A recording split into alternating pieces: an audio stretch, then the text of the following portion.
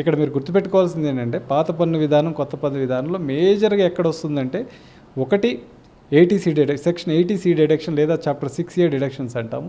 అలాగే ఒకటి హౌసింగ్ లోను, ఎల్ఐసీలు, public provident ఫండ్లు, హెల్త్ ఇన్సూరెన్స్లు, వీటితో పాటు మనం కొత్తగా ఈ సంవత్సరం ఇన్కమ్ ట్యాక్స్లో 2 చేంజెస్ వచ్చాయి కూడా చెప్తాను. ఇందాక హెచ్ఆర్ఏ హైదరాబాద్ వాళ్ళకి 50% కింద హైదరాబాద్ సిటీని కూడా పరిగణలోకి తీసుకున్నారని చెప్పాను కదా, అదొక అడ్వాంటేజ్ హైదరాబాద్ వాస్తవ్యులకి. అయితే ఇంకొకటి ఏంటంటే సెక్షన్ 10 ఎగ్జామ్షన్లో ఎడ్యుకేషన్ అలవెన్స్ అని చెప్పేసి ఎంప్లాయీ ఎడ్యుకేషన్ అలవెన్సెస్, పిల్లల చిల్డ్రన్ ఎడ్యుకేషన్ అలవెన్స్ అని ఉండేది.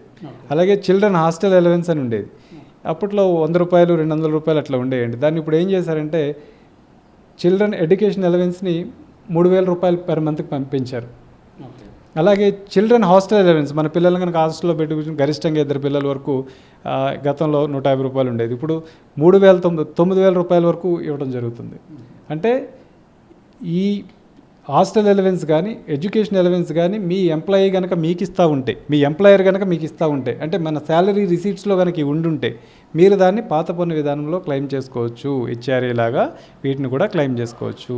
కొత్త పన్ను విధానంలో క్లెయిమ్ చేసుకోలేము. అందుకే నేను ఏమంటాను, కొత్త పన్ను విధానమా పాత పన్ను విధానమా అని మీకు ఆలోచన వచ్చినప్పుడు కొత్త పన్ను విధానంలో మనకు డైరెక్ట్గా స్ట్రైట్ అవే ఇటువంటిని పరిగణలోకి తీసుకురాకుండా 12,75,000 వరకు మీకు ట్యాక్స్ లేదు. Very simple calculation.